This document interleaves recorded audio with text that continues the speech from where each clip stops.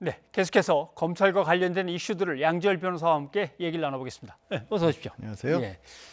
자, 이철 밸류인베스트 코리아의 대표 지금 이제 수감돼 있는 거죠. 네. 예, 수감 중인데 채널 A 기자한테서 이제 편지를 받으면서 접촉을 받은 거죠. 네, 그렇죠. 먼저 예. 이제 채널의 기자 측에서 뭐 근데 접촉을 한 기자들을 조사한다는 소식은 없습니다. 너무 늦어지는 거 아닌가요? 글쎄 뭐 시기로 본다면 이미 뭐 보도가 된 게 지난달 31일이었기 때문에 예. 전반적으로 수사는 좀 늦습니다. 다만 굳이 따져 본다라고 한다라면 언론사에 보도된 내용들만을 가지고 수사를 하는 건 아니고 그 자료들을 이제 대검에서 인권부에서 조사를 했던 내용들이 있고 또 이 방송에 보도됐던 녹취록 같은 것들을 이제 검찰이 수사 자료로 삼을 수 있을 만큼의 기초로 자료를 확보한 다음에 그 자료를 근거로 해서 이제 수사를 한다라는 정도로 생각해 본다라면 예. 뭐 아직까지 뭐 수사를 안 했다라고 말씀드리긴 조금 뭐 이릅니다만 어쨌든 한편으로 반대로 또 생각해 본다라면 이게 어떻게 보면 어떤 그 어떤 단계를 밟아 나가는 수사라고 꼭 볼 수 있을까? 예. 그러니까 동시다발적으로 진행을 해도 충분히 할 수 있을 만한 그런 내용이라서 뭐 좀 미루는 거 아닌가 싶은 생각도 동시에 예. 듭니다. 근데 이제 우리 사회가 큰 사건들, 복잡한 사건들을 많이 겪다 보니까 시민들도 이제 전문가가 되셔갖고 예. 아니 두 사람의 휴대폰을 갖다가 제출받아서 살피든지 아니면 휴대전화 통화 내역들을 살피면은 얼마나 일치하는지 금방 나올 텐데 그걸 왜 빨리 안 하냐? 뭐 이렇게 얘기하시더라고요. 그러니까 보통 녹취록이라고 하면 말씀하신 것처럼 당연히 휴대전화를 통해서 녹음을 했을 것이고 그걸 혹시 이제 다른 어떤 용도로 예를 들어서 이제 취재원에게 들려준다거나 보고를 하기 위해서 노트북 같은 데 옮겨놨을 수도 있고요. 그러면 딱 뭐 몇 군데만 확인해 보면은 실제 녹취록이 있는지 녹취 파일이 있는지 금방 확인이 가능할 것으로 보이고요.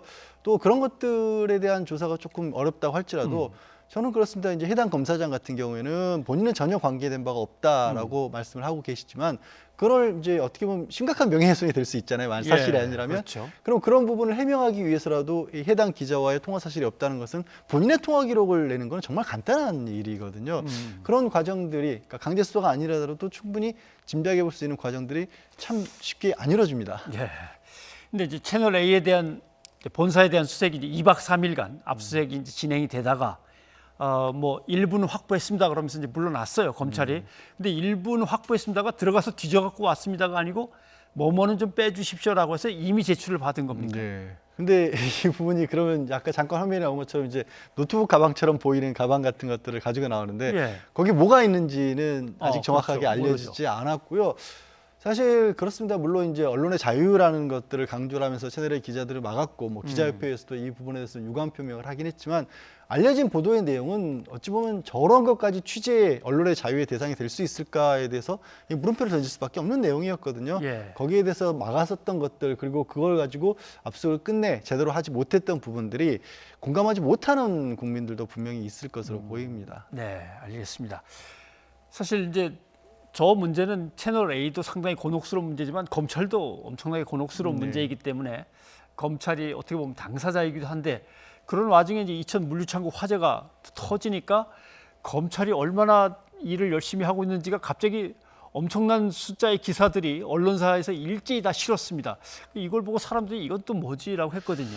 저도 굉장히 의아했습니다.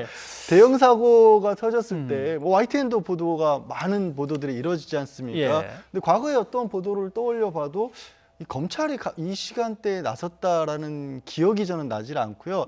뭐 아시겠지만 아까 오늘 같은 경우는 이제 2차 지금 현장 감식이 이루어지고 있습니다. 그러니까 단계라는 게 있지 않습니까? 이게 수사가 되든 법적 조치를 취하든 지금은 소방본부하고 경찰에서 이제 국립과학수사연구원이 주축이 돼서 현장에 대한 감식들이 필요한 상황이고요.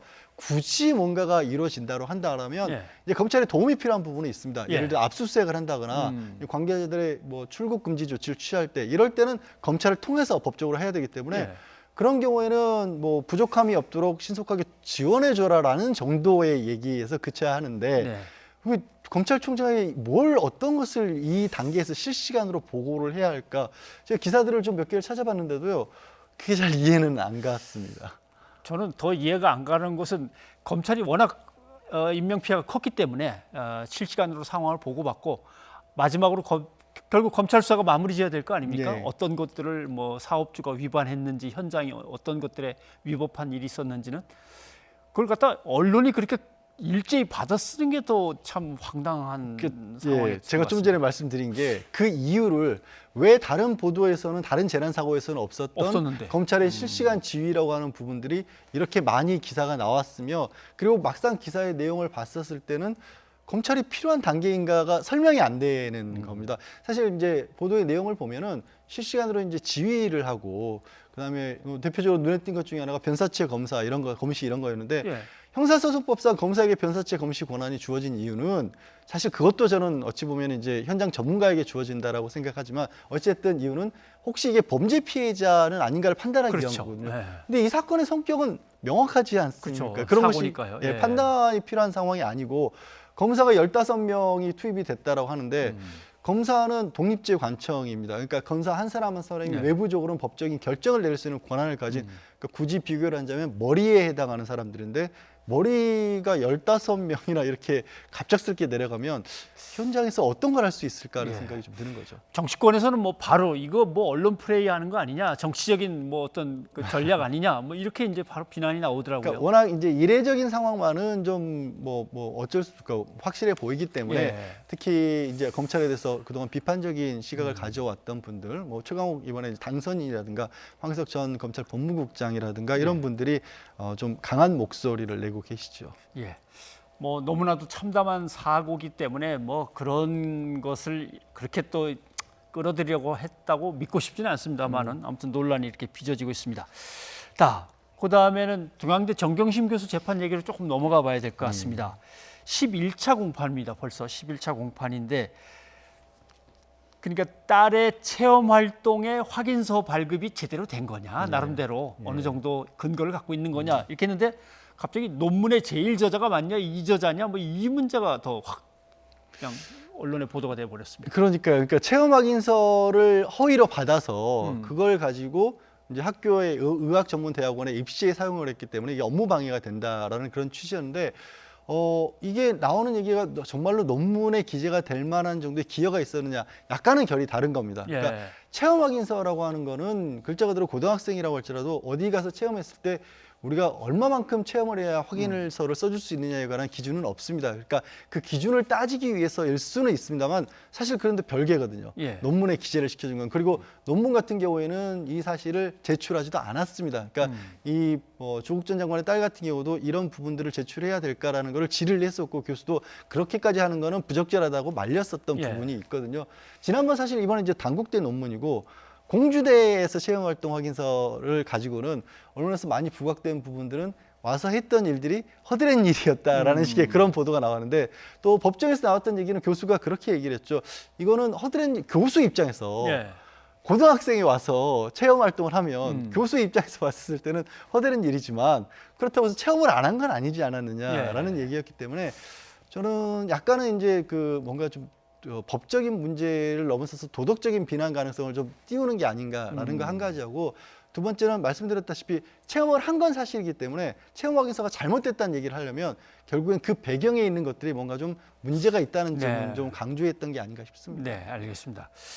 그런데 어떤 언론 기사를 보면 조교인가요? 연구원의 증언만 이제 쭉 기사화돼 있고 어떤 거는 또 교수님의 의견만 나와 있고 양쪽을 비교해 가면서 진위를 가려준 기사는 당최 볼 수가 없더라고요. 그러니까 지금 증인들이 주로 이제 어떤 경우에는 한 사람의 증인에 대해서 오전에는 검찰이 하고 오후에는 변호인이 반대심을 하기도 하고요. 그렇죠. 예. 또 어떤 경우에는 말씀하신 것처럼 오전에는 A라는 증인이 증언을 하고 오후에는 B라는 증인이 증언을 하는 그런 상황인데 그런 것들을 좀 종합해서 좀 다뤄줬으면 좋겠습니다. 그러니까 뭐 속보처럼 얘기가 나와서인지 아니면 뭔가 조금 뭐 기자분들이 보기에는 뭔가 좀 이게 이슈가 될 만한 내용이 나왔으면 그런지 모르겠습니다. 그때 나오다 보니까 쭉 따라서 읽는 어떤 국민들 언론의 소비자 현상으로 봤었을 때는 정리가 안 되는 그런 분위기는 분명히 있습니다. 예. 뭐 예를 들면 기사 마감 시간이 있으면 누가 먼저 가서 하고 뭐 검찰팀이 여러 명이니까 취재팀이 그다음 사람이 들어가서 다음 거 듣고 있다가 그다음 속보를 또 내놓고 이렇게 하면은 그래도 뭐 좀 나은데 언론도 이게 뭔가 입맛에 맞는 것만 골라 쓰는 거 아닌가 이제 의혹을 자꾸 불러일으키는 그런 상황인 것 같습니다. 예, 변호사님 오늘 고맙습니다. 네, 고맙습니다.